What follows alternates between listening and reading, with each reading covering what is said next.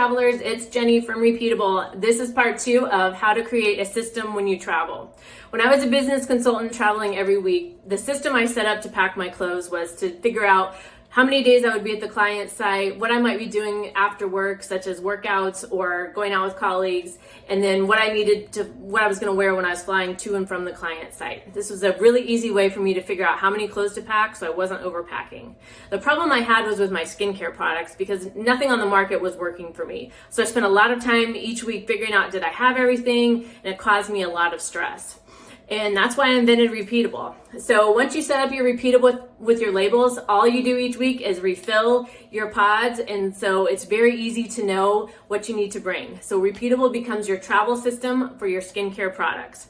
So I'd love to hear what your favorite tips and tricks are for your system when you travel. So leave a comment below and let me know.